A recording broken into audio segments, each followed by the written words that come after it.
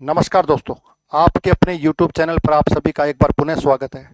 जैसा कि मैंने पिछले वीडियो में आपको बताया था कि राजस्थान के एलडीसी एग्जाम्स को टारगेट करके हम ये क्लासेज बना रहे हैं और इसमें हम थ्योरी बेस्ड क्लास चला रहे हैं और जिसमें हमने राजस्थान का जो मध्यकालीन इतिहास है, क्योंकि एलडीसी का एग्जाम में सीधा मध्यकालीन इतिहास है, उसी से हमने पहली क्लास प्रारंभ करी थी और हमने राजपूतों के और प्रतिहारों के बारे में बेसिक डिटेल्स पढ़ ली थी और आज हम उससे आगे स्टार्ट करने जा रहे हैं। तो आज स्टार्ट करते हैं राजस्थान के सबसे प्राचीनतम प्रतिहारों की शाखा, जिसको मंडोर की शाखा के नाम से जाना जाता है। तो स्टार्ट करते हैं आज की क्लास और देखिएगा, चीजों को समझिएगा, समझकर धीरे धीरे से उसको समझिएगा। आज हम बात कर रहे हैं मूल रूप से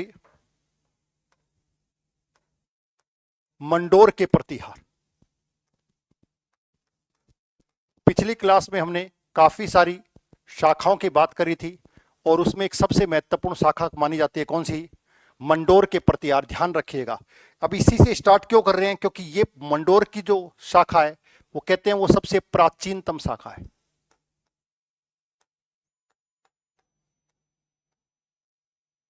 प्रतिहारों की सबसे प्राचीनतम शाखा मानी जाती है। अब इस शाखा के बारे में ज्यादा डिटेल नहीं है, क्योंकि प्री मिडाइवल जो एज है उसमें आपको इंडियन हिस्ट्री या फिर राजस्थान हिस्ट्री की ज्यादा डिटेल देखने को नहीं मिलती है, क्योंकि हमारे पास इस तरह का कोई ज्यादा डेटा अवेलेबल नहीं है। लेकिन जो भी डेटा अवेलेबल है उसमें देखिएगा, मंडोर के प्रतिहारों के बारे में जानकारी मिलती है सबसे पहले हरिश्चंद्र के बारे में।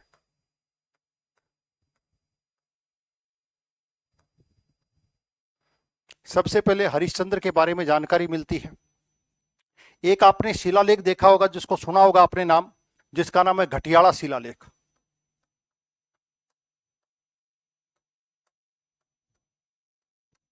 घटियाला शिलालेख जो कि कुक्कुट के समय का माना जाता है, जिसकी खोज कहते हैं इसकी खोज करी थी मुंशी देवी प्रसाद ने।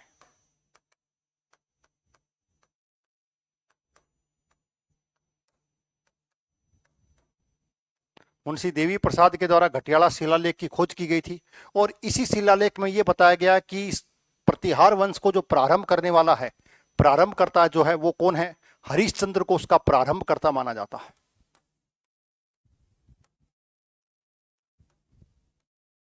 पहली चीज तो ये ध्यान रखना घटियाला शिलालेख के अनुसार। दूसरी जानकारी मिलती है कि इसको एक उपाधि दी गई है जिसका नाम है रोहिली दी की।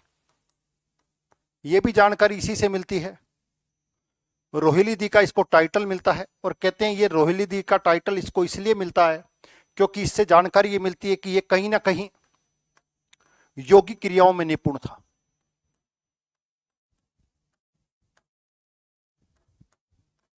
क्रियाओं में निपुण था, इसको भी ध्यान रखिएगा, ये जानकारी आपको। और कहते हैं हरिश्चंद्र को अब मंडोर का पहला व्यक्ति माना जाता है, तो कहते हैं कि इसको कहीं ना कहीं कहते हैं कि इसकी जानकारी जो मिलती है तो कहते हैं कि इसने मंडोर शाखा को इसको प्रारंभ किया था, इसलिए इसको प्रारंभ करता आदि पुरुष, यानी कि कहते हैं कि मंडोर की शाखा को प्रारंभ करने वाला, उसका प्रारंभ करता या प्रारंभिक पुरुष या आदि पुरुष के रूप में जाना जाता है किसको? हरिश्चंद्र को। यह जानकारी देखने को मिलती है। तीसरी जानकारी मिलती है कि हरिश्चंद्र ने 2 विवाह किए थे। कहते हैं एक विवाह उसने किया था ब्राह्मण महिला से। क्यों? इसकी जानकारी देखिएगा, क्योंकि प्रतिहार कौन थे इसको लेकर के दोनों मत हैं। कुछ कहते हैं ब्राह्मण थे और कुछ कहते हैं क्षत्रिय थे, ठीक है, कुछ विदेशी, और वो सारी तो मैंने आपको डिटेल दी। सामान्य भारतीय जो परिप्रेक्ष्य है वो इसको कहीं ना कहीं ब्राह्मण और क्षत्रिय, इसी आधार पर आपने देखा होगा कि इनके 2 विवाह बताए जाते हैं और दोनों विवाह कहते हैं एक विवाह ब्राह्मण महिला से और एक विवाह क्षत्रिय महिला से। तो कहीं ना कहीं ब्राह्मण और क्षत्रिय दोनों कहीं ना कहीं आपको यहां देखने को मिलते हैं। दूसरा कहते हैं क्षत्रिय जो महिला थी उसकी डिटेल आपको देखने को मिलती है। कहते हैं उसकी डिटेल, उसको भद्रा के नाम से जाना जाता था और कहते हैं इस भद्रा नामक महिला से इसके 4 पुत्र पैदा हुए थे। सामान्य डिटेल है और इससे इधर उधर आपको ज्यादा पढ़ने की आवश्यकता नहीं है कि 4 पुत्र थे इसके।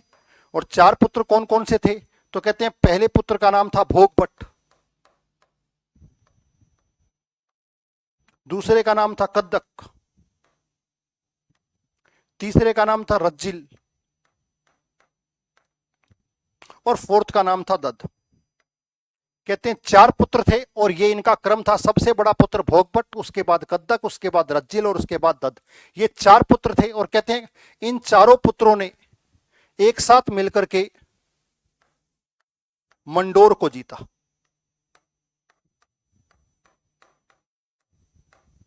मंडोर को जीता। मंडोर जो क्षेत्र है जो जोधपुर के पास पड़ता, उस मंडोर के क्षेत्र को इन्होंने जीता और उस मंडोर के क्षेत्र के चारों तरफ इन्होंने एक परकोटे का निर्माण करवाया। परकोटे का निर्माण करवाया। यह जानकारी प्रारंभिक रूप से किसके बारे में मिलती है? हरिश्चंद्र के बारे में देखने को आपको मिलती है। ध्यान रखिएगा, घटियाला शिलालेख से जानकारी मिली, इसको ब्राह्मण क्षत्रिय माना गया है। इसको ध्यान रखिएगा, ब्राह्मण और क्षत्रिय दोनों माना गया है। प्रारंभकर्ता, आदि पुरुष, प्रारंभिक पुरुष, कुछ भी नाम आप इसको डाल सकते हो, शुरुआत मानी जाती है। एक टाइटल याद रखना है, रोहिली दी का यौगिक क्रियाओं में निपुण था और विवाह के रूप में क्षत्रिय, भद्रा, 4 पुत्र और ये 4, और इसमें से 3 नंबर का जो पुत्र है। अब कहते हैं भोगभट और कद्दक के बारे में कोई जानकारी देखने को नहीं मिलती। हो सकता है इन्होंने अलग अलग क्षेत्रों पर जाकर के कुछ छोटा मोटा शासन स्थापित किया हो, लेकिन जानकारी मिलती है सीधी रज्जिल के बारे में। किसके? के रज्जिल के बारे में। हरिश्चंद्र के बाद जो शासक बनता है, कहते हैं उस शासक का नाम था रज्जिल।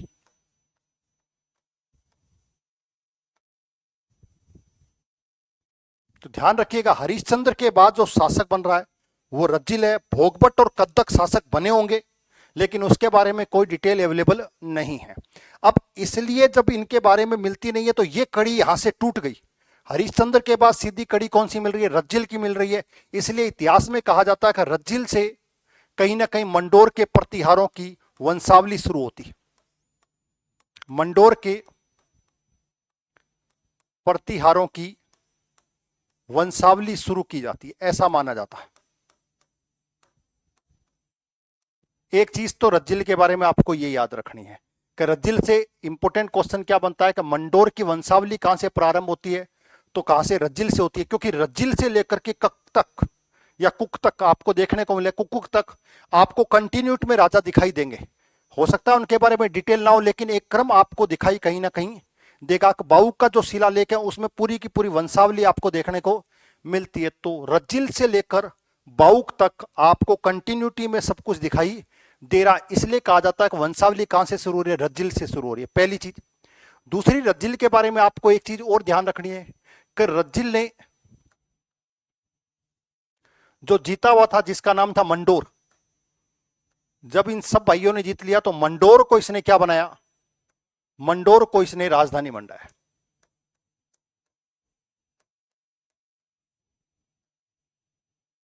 ठीक है, एक चीज ये ध्यान रखना। दूसरी, कहा जाता है कि रज्जिल ने मंडोर का राजा या राजा की उपाधि भी इसको देखने को मिलती है। इसको मंडोर का राजा कहा गया। किसका? मंडोर का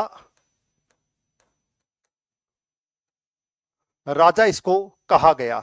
यह जानकारी मिलती है किसके बारे में? रज्जिल के बारे में। इतनी आपको याद रखनी है। किसके बारे में? हरिश्चंद्र। हरिश्चंद्र के बाद में रज्जिल आ जाता है। रज्जिल के बारे में यह कहा जाता है, रज्जिल के बाद कहा जाता है कि नेक्स्ट जो शासक आपको देखने को मिलता है, उस शासक के बारे में कहा जाता है कि वो शासक का नाम था कहीं ना कहीं नरभट्ट। नेक्स्ट शासक आपको देखने को मिला है नरभट्ट। रज्जिल के बाद कौन मिलेगा? नरभट्ट आपको देखने को मिलेगा। नरभट्ट के बारे में ध्यान रखिएगा, एक जानकारी मिलती है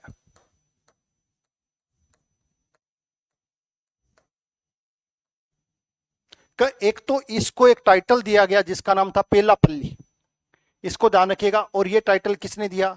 कहते हैं ये जानकारी मिलती है हेनसांग जो था चीनी यात्री, जिसकी पुस्तक थी सीयू की।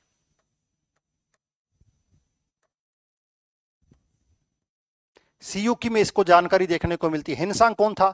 हेनसांग चीनी यात्री था, मैं आपको बता चुका हूं, जो हर्षवर्धन के काल में भारत में आया और उसी समय उसने राजस्थान के भीनमाल की भी यात्रा करी थी। इसी समय वो चालुक्य वंश के पुलकेशिन द्वितीय के दरबार में भी पहुंचा था। तो उस समय की जो जानकारी थी वो सारी उस समय की राजनीतिक स्थिति की जानकारी हमको एक पुस्तक से मिलती है जिसका नाम है सीयू की।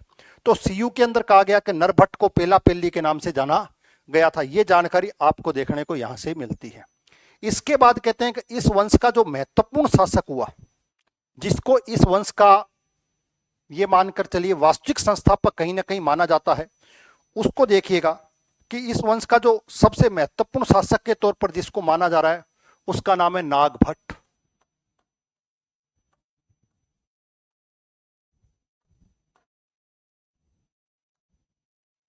इसको याद रखिएगा, नागभट्ट ध्यान रखिएगा। अब नागभट्ट ने क्या किया उसको ध्यान रखिएगा कि नागभट्ट ने एक तो काम यह किया कि इसने मेड़ता को जीता।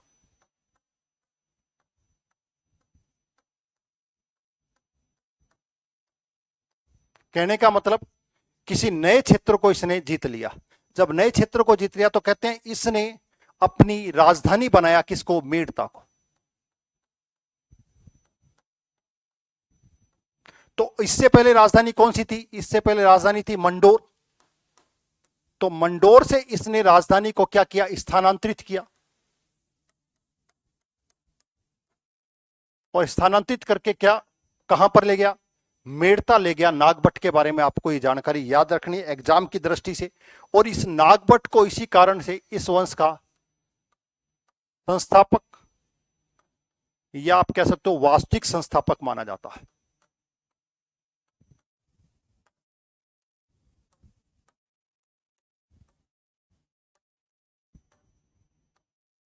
वास्तविक संस्थापक इसका आपको देखने को मिलता है। एक चीज याद है। दूसरा कहते हैं कि इसके द्वारा एक महामंडलेश्वर मंदिर का निर्माण भी करवाया गया।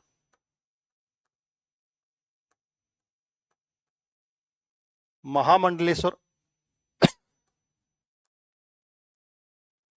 महादेव मंदिर का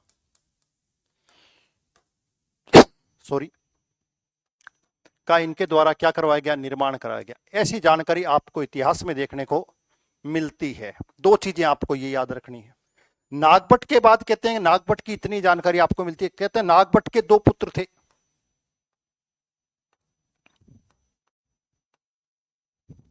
ठीक है, दो पुत्र कौन कौन से थे? कहते हैं एक पुत्र का नाम था, जो बड़ा पुत्र था उसका नाम था तात, और जो दूसरा छोटा पुत्र था उसका नाम था भोज। ये दो पुत्रों की जानकारी मिलती है। तात और भोज के बारे में जानकारी मिलती है। तात के बारे में कहा जाता है कि तात ने राजनीति से त्याग कर दिया और उसने सन्यास धारण कर लिया। सन्यास धारण कर लिया और मंडोर में ही अपना जीवन व्यतीत कर दिया।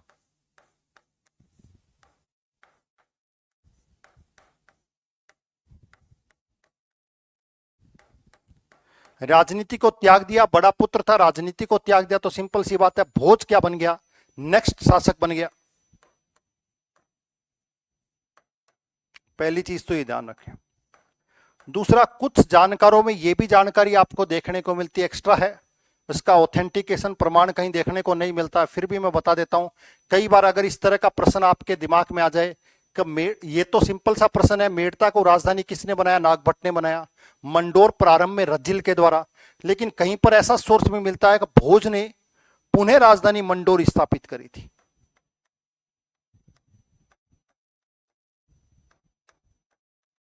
कई सोर्स में यह भी मिलता है कि मंडोर को पुनः, आपके एग्जाम्स में अगर ऐसा आ जाए कि मंडोर को पुनः राजधानी किसने बनाया, तब आपके पास ऑप्शन ये होगा, अगर वो इस तरह का प्रश्न पूछता है तो आप भोज पर जा सकते हो।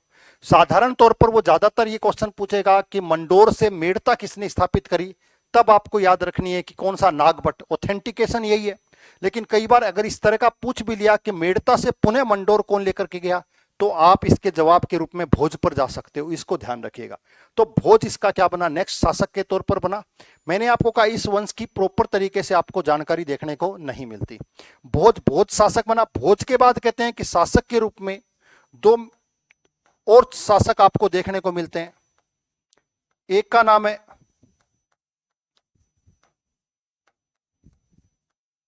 यशोवर्धन और एक का नाम है चंदू का। ये दो शासक और आपको देखने को मिलते हैं। एग्जाम की दृष्टि से पूछ लिया जाए तो आपको ध्यान रखना है कि कहीं ना कहीं यशोवर्धन और चंदू का, यानी कि भोज के बाद शासक कौन बना? यशोवर्धन बना, और यशोवर्धन के बाद चंदू का। इनका कोई राजनीतिक जानकारी आपको मिलती नहीं है। बस ये बताने का एक ही उद्देश्य है कई बार कोई सीक्वेंस पूछ ले, या भोज के बारे में, भोज तो पढ़ते ही हो, तो भोज के बारे बाद शासक कौन बना, तो इसको आपको ध्यान रखना है कि उसके बाद यशोवर्धन बना, यशोवर्धन के बाद चंदुका बना, और चंदुका के बाद सिलुक बना।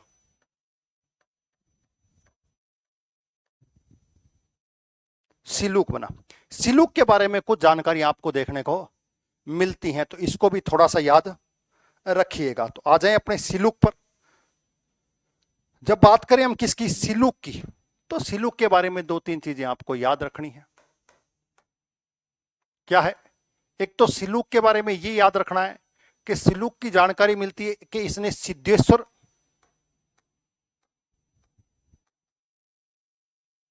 सिद्धेश्वर मंदिर का निर्माण कराया। एक जानकारी तो आपको ये मिलती है मंडोर के अंदर। दूसरी जानकारी मिलती है कि इसने जो एक क्षेत्र हुआ करता था, कौन सा, वल्लभ मंडल या वल मंडल, अगर वल मंडल भी आपको देखने को मिलेगा, वल मंडल, तो कहते हैं वल मंडल उस समय जो क्षेत्र का नाम जाना जाता था वो जैसलमेर के रूप में जाना जाता है इसको। आज की तारीख में जो जैसलमेर है उसे ही उस समय वल मंडल के रूप में जाना जाता। कहते हैं यहां का एक शासक हुआ करता था जिसका नाम था देवराज भाटी।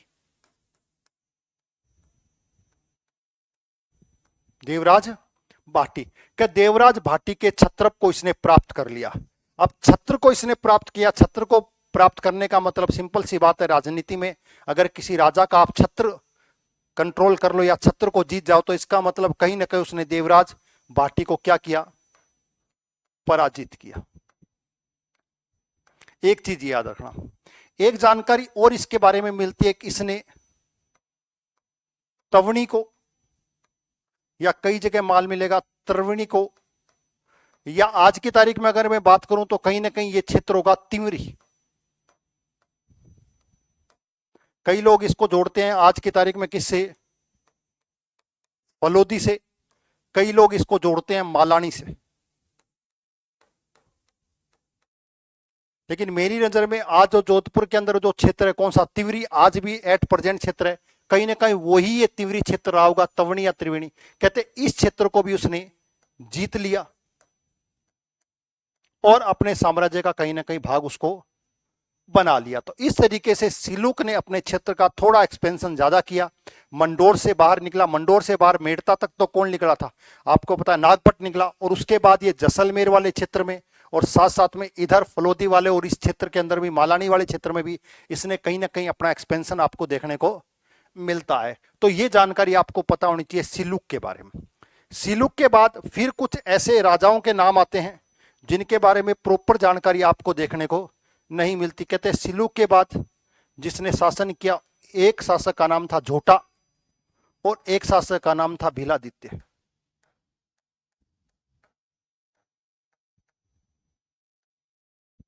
भीलादित्य, दोनों चीजों के बारे में ध्यान रखिएगा। अब इनके बारे में थोड़ी सी जानकारी। झोटा के बारे में कहा जाता है कि एक तो ये कहीं ना कहीं जो वीणा वादन होता है, कौन सा, वीणा, वीणा में निपुण था, यानी कि वीणा वादक के तौर पे इसको जाना जाता है। और दूसरा कहते हैं इसने अंतिम जीवन जो है भाई त्याग दिया इसने, शासन कहीं ना कहीं पूरा कर लिया, और अपने दिनों में ये कहीं ना कहीं गंगा के किनारे पर चले गए और वहीं इन्होंने अपना अंतिम जीवन व्यतीत किया, गंगा नदी के किनारे पर। एक जानकारी मिलती है। दूसरी जानकारी है भीलादित्य के बारे में। भीलादित्य ने भी कहा कि अंतिम रूप ने इसने शासन को त्याग कर दिया। लास्ट के दिनों में शासन को त्याग करके कहते हैं ये कहां चला गया, हरिद्वार चले गए, और वहीं पर इन्होंने भी अपना अंतिम जीवन कहीं ना कहीं व्यतीत कर लिया। इसका मतलब यहां पर आप देखोगे कि किसी भी प्रकार का आपको संघर्ष देखने को नहीं मिलेगा सत्ता का, कि सत्ता को प्राप्त करने के लिए किसी भी प्रकार का कोई संघर्ष हो रहा है। आसानी से एक शासक दूसरे शासक के लिए अपने आप क्षेत्र को सौंपकर जा रहा है, तो कहीं ना कहीं संघर्ष। अब इसके दो ही कारण हो सकते हैं, या तो इनकी मोरल वैल्यू बहुत ज्यादा हाई थी, या ये इतना कोई बड़ा साम्राज्य क्षेत्र नहीं था जिसको लेकर के कहीं आपको सत्ता संघर्ष दिखाई दे। तो इन दोनों के बारे में आपको ध्यान रखना है। भीलादित्य के बाद जो शासक बनता है जिसका नाम है कक, इसको थोड़ा सा आपको याद रखना है। कक के बारे में, कक के बारे में एग्जाम्स में पूछ लिया जाता है, इसको ध्यान रखिएगा। कक के बारे में क्या है, तो कक के बारे में थोड़ा सा समझिएगा। कक के बारे में एक तो ध्यान रखिएगा, ये थोड़ा सा तार्किक व्यक्ति था, कहने का मतलब ज्ञानी व्यक्ति था, विद्या में कहीं ना कहीं निपुण था, यानी कि मतलब इंटेलिजेंट व्यक्ति हुआ करता था, इसको ध्यान रखिएगा। दूसरी चीज कक के बारे में कहा जाता है, कक सामंत के रूप में था, और सामंत के रूप में कहते हैं ये वत्सराज के सामंत के रूप में इसने काम किया था। वत्सराज कौन है, तो वत्सराज जब हम पढ़ेंगे भीनमाल शाखा, कौन सी भीनमाल शाखा, तो भीनमाल शाखा के अंदर आपको ये ध्यान रखना है कि नागभट्ट के द्वारा उसको प्रारंभ किया गया था, नागभट्ट फर्स्ट के द्वारा। उसके बाद दूसरा सबसे बड़ा माइटी कोई शासक था, तो उसका नाम है वत्सराज प्रतिहार, भीनमाल शाखा से संबंधित है। तो कहते हैं वत्सराज का सामंत था, और वत्सराज वो व्यक्ति था, आपको थोड़ा सा साइड में दूसरी चीज थोड़ी सी, वत्सराज के समय एक चीज थोड़ी सी ध्यान रखिएगा, इनके समय एक त्रिपक्षीय संघर्ष हुआ था, थोड़ी सी जानकारी याद रखिएगा। कौन सा संघर्ष, त्रिपक्षीय संघर्ष। ये त्रिपक्षीय संघर्ष क्या था, तो एक स्थान है यूपी के अंदर जिसका नाम है कन्नौज। कन्नौज, इस कन्नौज के अंदर शासन कर रहे थे कौन, हर्षवर्धन।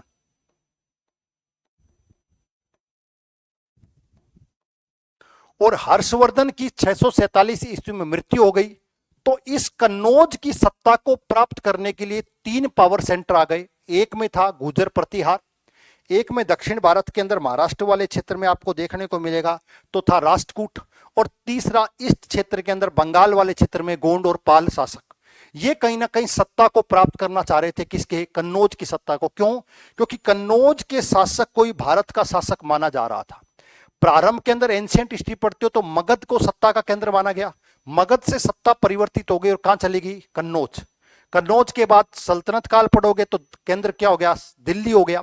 उसके बाद जब अंग्रेज भारत में आएंगे तो सत्ता का केंद्र बंगाल बन जाएगा, और बंगाल के बाद फिर जब अंग्रेज हैं तो बंगाल से पूरा लूटपाट करके फिर वो वापस दिल्ली पर आएंगे, और फिर वो दिल्ली को राजधानी बनाएंगे, और वर्तमान में दिल्ली ही भारत की पावर सेंटर मानी जाती है, कैपिटल के तौर पर भी, वैसे भी राजनीतिक तौर पर।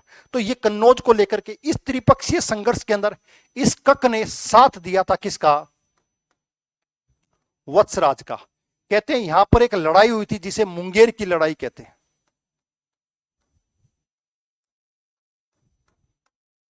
किस किस के बीच में, तो ये भी ध्यान रखें, एक तरफ कौन है, वत्सराज, और दूसरी तरफ कौन है, दूसरी तरफ है बंगाल का शासक धर्मपाल।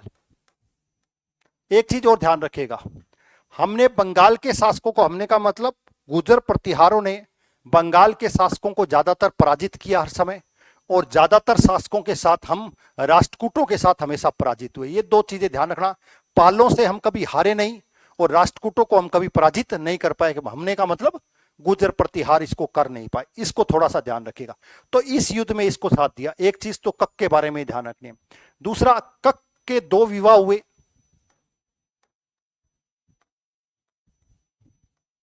एक विवाह के रूप में कहते हैं कि एक विवाह रानी पद्मिनी से हुआ,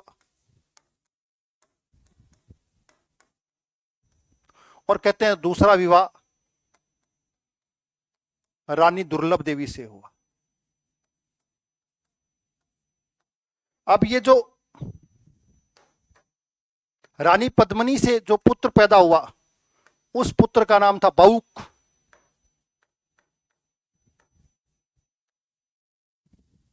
और रानी दुर्लभ से जो पुत्र पैदा हुआ उसका नाम था कक्कुक। ये 2 चीजें और ध्यान रखिएगा। अब कक के बाद जो शासक बन रहा है उसका नाम है, नेक्स्ट शासक जो बनेगा, कौन बनेगा, बाउक बनेगा नेक्स्ट शासक। ठीक है, इसको ध्यान रखिएगा, बाउक के बारे में भी याद रखिएगा। अब बाउक के बारे में जानकारी के लिए एक बाउक शिलालेख है।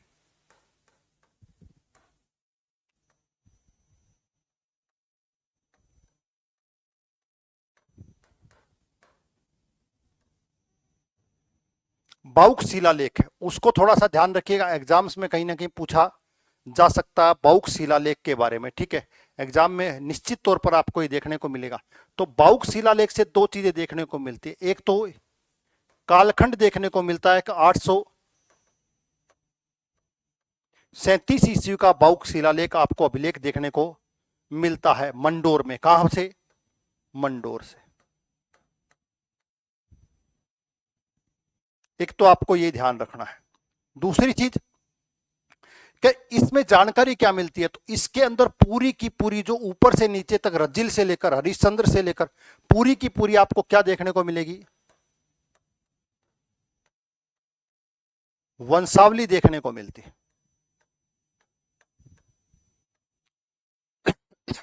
बाउक के बारे में जाना। तीसरा, बाउक के समय एक व्यक्ति था जिसका नाम था मयूर। इस मयूर ने आक्रमण कर दिया था किस पर? मंडोर पर। यह भी एक छोटा सा साइड में फैक्ट याद रखिएगा। मयूर का आक्रमण किसके समय हुआ? मंडोर, बाउक के समय हुआ। कहां पर? मंडोर पर। और बाउक ने इसको क्या कर दिया? पराजित कर दिया था, ये हार गया था। ये छोटी सी एक जानकारी और आपको देखने को मिलती है कि मयूर नामक एक लोकल सामंत या राजा रहा होगा और उसने अटैक करने की कोशिश करी किसके ऊपर? मंडोर के ऊपर। उस समय मंडोर का शासक कौन था? बाउक। और बाउक ने उसको कहीं ना कहीं पराजित कर दिया। अब बाउक के बाद इसका दूसरा भाई या सौतेला भाई जो कुक्कुक है वो गद्दी पर कहीं ना कहीं बैठा। इसको ध्यान रखिएगा। अब कुक्कुक की जानकारी का स्रोत जो है वो है घटियाला शिलालेख।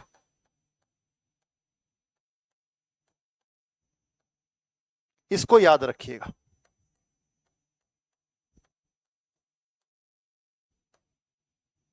ठीक है, कौन सा शिलालेख? घटियाला शिलालेख। ये कहां है? ये जोधपुर और शेरगढ़ के रास्ते पर एक स्थान पड़ता है जिसका नाम है घटियाला। कौन सा? घटियाला। वहां से शिलालेख देखने को मिला है। दूसरी चीज है, यहां पर जो शिलालेख मिले हैं वो दो भागों में देखने को मिलते हैं। कहते हैं एक शिलालेख यहीं पर ही घटियाला क्षेत्र के अंदर एक माता की साल है, माता की साल एक जैन मंदिर है,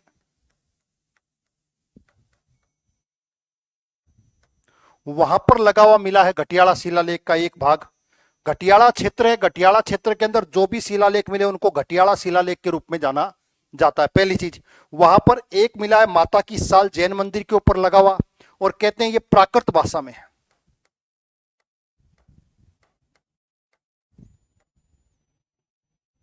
ठीक है, इसको ध्यान रखिएगा।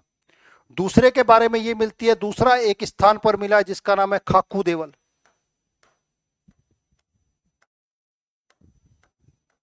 खाकू देवल स्थान पर आपको देखने को मिलेगा। इस स्थान पर चार छोटे छोटे आपको शिलालेख अभिलेख देखने को मिले हैं। एक अभिलेख ये हो गया और चार अभिलेख आपको ये देखने को मिले खाकू देवल में। इन सबको सम्मिलित रूप से घटियाला शिलालेख के रूप में जाना जाता है, क्योंकि क्षेत्र का नाम क्या? घटियाला। तो इसको ध्यान रखिएगा, खाकू देवल में मिलता है। यहां पर ये ध्यान रखिएगा, ये जो शिलालेख है ये कहीं ना कहीं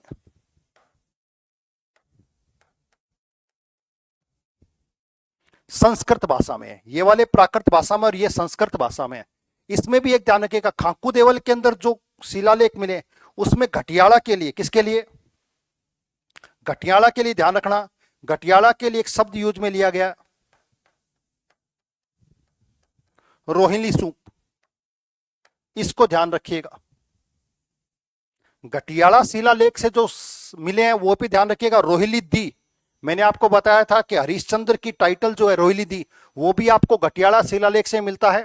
और घटियाला का नाम रोहिली सूप, पुराना नाम, वो भी आपको यहां देखने को मिलता है। इसको थोड़ा सा आपको याद रखना है। दूसरी चीज और ध्यान रखिएगा कि यहां से ये जानकारी मिलती है कुक्कुक ने, किसने?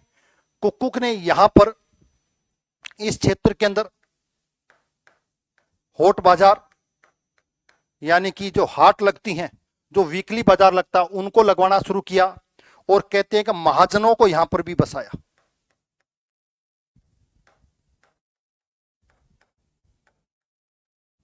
ठीक है, इसके अलावा कुक्कुक के बारे में एक जानकारी और मिलती है, इसने इसी स्थल पर मंडोर और घटियाला जोधपुर के अंदर दो जय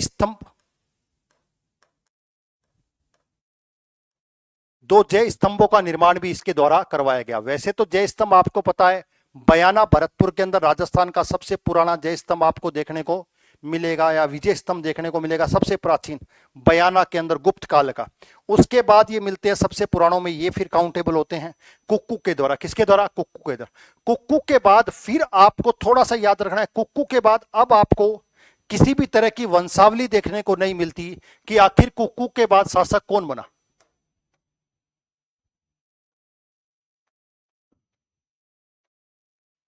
कक्कू के बाद शासक कौन बना, इसकी जानकारी आपको देखने को नहीं मिलती। अब फिर क्या मिलता है, तो थोड़ा सा ध्यान रखिएगा कि इसके बाद हमको एक जानकारी का सोर्स मिलता है, एक फिर अभिलेख मिलता है जिसका नाम है चेराई का अभिलेख।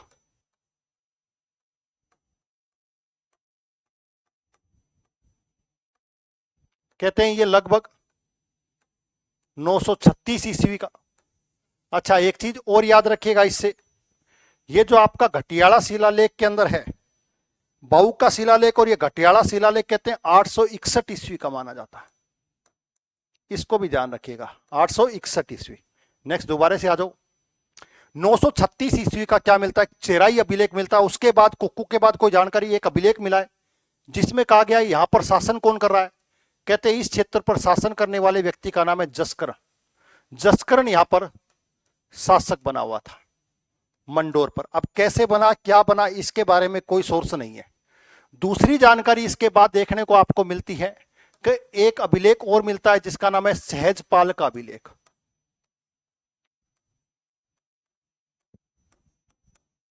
सहजपाल का अभिलेख। अब ये अभिलेख क्या है? कहते हैं कि ये अभिलेख लगभग 1145 ईस्वी का माना जाता है। पहली चीज 1145 ईस्वी का यह माना जाता है और इसमें कहा जाता है कि सहजपाल चौहान नामक एक व्यक्ति था। चौहान, उसने मंडोर को जीत लिया था। मंडोर को जीत लिया था और कहते हैं कि ये जो चौहान ये आए कहां से थे, तो इसके बारे में लिखता है ये नाडोल से आए थे। कहां से आए थे? नाडोल क्षेत्र से ये आए थे। नाडोल वो पाली वाला क्षेत्र वाला और वहां से ये आए और इन्होंने मंडोर पर अपना नियंत्रण स्थापित कर लिया। ये जानकारी कुक्कू के बाद आपको देखने को मिलती है। इसके बाद एक स्पेशल जानकारी बहुत लास्ट में देखने को मिलती है, उसका नाम है 1395 के अंदर। किसके अंदर? 1395 के अंदर, जब मारवाड़ में एक व्यक्ति शासन कर रहा था जिसका नाम था रावचूड़ा। रावचूड़ा, रावचूड़ा जो मारवाड़ का था। अब कहते हैं इस समय 1395 तक आते आते प्रतिहारों की स्थिति आपके सामने है। क्या स्थिति आपको देखने को मिलेगी? क्यों? क्योंकि गजनवी भी आक्रमण करेगा दूसरी शाखाओं के ऊपर, तो कहीं ना कहीं प्रतिहार धीरे धीरे कहीं ना कहीं आपको एंडिंग के तौर पर दिखाई देंगे। इसको ध्यान रखिएगा। तो हुआ क्या कि रावचूड़ा ने मारवाड़, और मारवाड़ के अंदर आपको देखने को मिलेगा कि ये जो कहते हैं कि यहां पर जब अव्यवस्था फैल गई तो मंडोर पर नियंत्रण स्थापित हो गया था। किसका? मंडोर पर कंट्रोल करने की कोशिश कर रहे थे कौन? मालवा। मालवा के सूबेदार ने यहां पर नियंत्रण करने की स्थिति करी, इनका शोषण किया।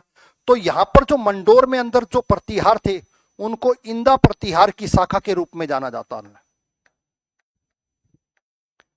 बाद में धीरे धीरे मैंने कहा 1395 की स्थिति आ रही है तो ये प्रतिहार इंदा प्रतिहार के रूप में आसपास कहलाए।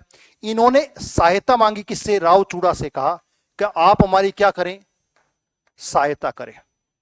तो रावचूड़ा ने इन प्रतिहारों की सहायता करी। जब इनकी सहायता हुई और इनको सहायता मिल गई किससे? रावचूड़ा से, और मालवा के सूबेदारी से इनको छुटकारा मिल गया इन शोषण से, तो इन्होंने क्या किया कि रावचूड़ा के साथ वैवाहिक संबंध स्थापित करवा दिए। के साथ वैवाहिक संबंध स्थापित करवा दिए। जब रावचूड़ा के साथ वैवाहिक संबंध, तो इनको रावचूड़ा को इन्होंने मंडोर दे दिया दहेज में। तो इस तरीके से मारवाड़ के रावचूड़ा के पास क्या पहुंच गया? मंडोर पहुंच गया। अब शक्ति का केंद्र मारवाड़ के लिए मंडोर हो गया। धीरे धीरे इसका विस्तार होगा और फिर जोधपुर साम्राज्य की क्या होगी? स्थापना आप देखोगे। तो मंडोर दहेज में मिल गया। बदले में इन इंदा प्रतिहारों ने कहा कि हमारे आसपास, हमारे यहां पर 84 गांव हैं। कितने? 84 गांव है। आपसे रिक्वेस्ट है कि आपने हमको इनसे मुक्त करवाया है, हमने आपके साथ वैवाहिक संबंध स्थापित करा दिए और आपको हम मंडोर दे रहे हैं। हम बदले में ये चाहते हैं कि आप हमारे 84 गांव में किसी भी प्रकार का कोई इंटरफेयर ना करे। तो राव चूड़ा ने इस बात को मान लिया और इस तरीके से ये जो आप पढ़ रहे हो मंडोर के प्रतिहार, इनकी जानकारी का ये सोर्स है। इसके अलावा और जानकारी का कोई बड़ा सोर्स आपको अवेलेबल नहीं होता है, इसको थोड़ा सा आप ध्यान रखिएगा। तो ये आज की क्लास थी, छोटी थी, शॉर्ट थी, लेकिन इससे ज्यादा आपको पढ़ने की कोई आवश्यकता नहीं है। मंडोर के प्रतिहार हमने कंप्लीट कर लिए हैं।